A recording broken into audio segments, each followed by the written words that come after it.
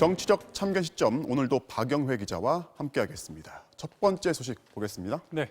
이낙연, 김부겸 나란히 봉화마을로 외인데 민주당의 당대표 후보 2명 모두 고 노무현 전 대통령을 참배를 한 것 같아요. 네, 오늘이 민주당 당대표 선거의 후보 등록일이었고요. 두 후보 모두 후보 등록을 했습니다. 또 두 후보 모두 나란히 이 후보 등록을 전후로 해서 봉화마을을 다녀왔습니다. 오늘 이낙연 후보 모습부터 보시죠. 네.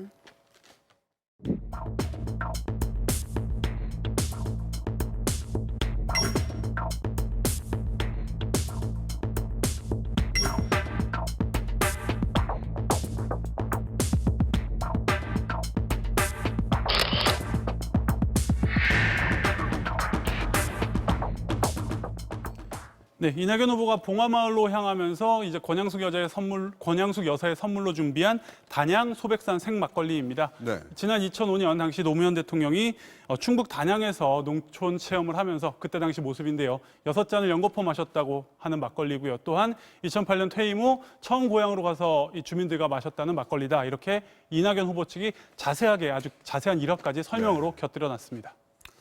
자, 김부겸 전 의원은 먼저 다녀왔죠? 네, 김부겸 전 의원은 후보 등록에 앞서서 지난 주말 사이 봉화마을을 다녀왔는데 거기서 밝힌 소회 역시 들어보시죠. 네.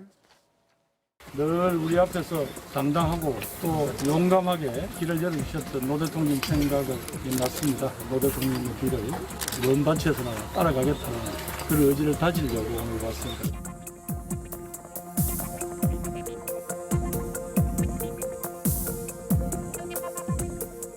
네, 김 전 의원은 이어서 여사님이 준비해준 곰탕을 먹었다. 원래 국밥 킬러인데 너무 쩝쩝거리며 정신없이 먹어서 좀 부끄러웠다라고 쓰면서 이제 노무현 전 대통령 가족의 근황도 전했습니다. 보시면은 두 후보 모두 막걸리 또 곰탕 이런 아주 소박한 소재들로 노무현 전 대통령 또 그 가족과의 아주 친분을 좀 드러내고 있습니다. 아마 속내가 좀 있었을 겁니다. 그렇죠. 이낙연 의원은 당내 지지 기반이 약하다는 평가를 넘어서려고 했었을 거고요. 또 영남 출신인 김부겸 전 의원은 아무래도 노무현 정신, 지역 감정을 넘어서려 했던 그 부분을 자꾸 부각시키면서 강조하려 한 겁니다. 네. 다음 소식 보겠습니다. 파란 배경의 통합당, 배경막의 정치학인데 통합당 상징이 지금 이제 분홍색이고 네. 민주당이 파란색인데 지금 이 얘기는 이제 통합당이 파란색 배경을 썼다는 거잖아요. 맞습니다. 오늘 실제로 통합당 회의가 파란 배경 앞에서 열렸습니다. 그 모습부터 함께 보시죠. 네.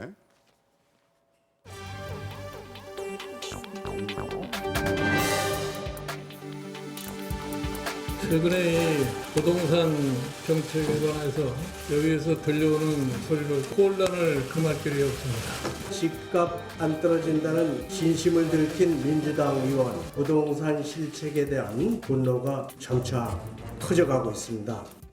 네, 논란이 됐던 진성준 의원의 부동산 발언과 함께 파격적으로 민주당의 파란색을 쓰면서 오히려 더 강하게 민주당을 비꼬는 효과를 노린 겁니다. 네. 각 정당마다 이렇게 회의장 배경으로 메시지를 담은 배경막을 놓는데 최근 통합당의 배경막이 좀 눈길을 끌고 있습니다. 쇄신을 강조하면서 변화 그 이상의 변화라고 썼는데 보시면 민주당 색인 파란색의 변화보다 이 분홍색 변화가 더 우위에 있는 것처럼 표현을 했고요. 또 하얀 바탕의 검은색으로 지금 이 나라에 무슨 일이 그러니까 아주 호기심을 자극하면서 전방위적으로 정부 실책을 비난하고 있는 당의 입장을 간결하게 표현을 한 겁니다. 정당별로 메시지를 어떻게 전달할지 그 방식이라든가 아니면 색이 주는 또 정치적 이미지에 굉장히 민감할 수밖에 없잖아요. 네. 다른 당들은 어떻습니까? 네, 다른 정당 배경막도 역시 비교해서 계속해서 보시죠. 네. 일하는 국회를 위한 제도 개선에 즉시 착수해야 합니다. 차별금지법이 제정될 수 있도록 정의당도 함께 최선을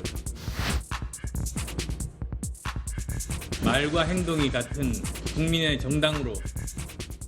네, 민주당은 21대 국회 들어 일하는 국회라는 표현을 계속해서 쓰고 있습니다. 그러니까 코로나19 극복을 강조하면서 계속 국정 운영에 드라이브를 거는 모습이고요. 네. 반면 총선 패배 이후 쇄신을 강조하고 있는 미래통합당은 이 배경막에서부터 다양한 변화를 시도하는 그런 모습입니다. 네, 오늘은 여기까지 듣겠습니다. 지금까지 박영회 기자였습니다.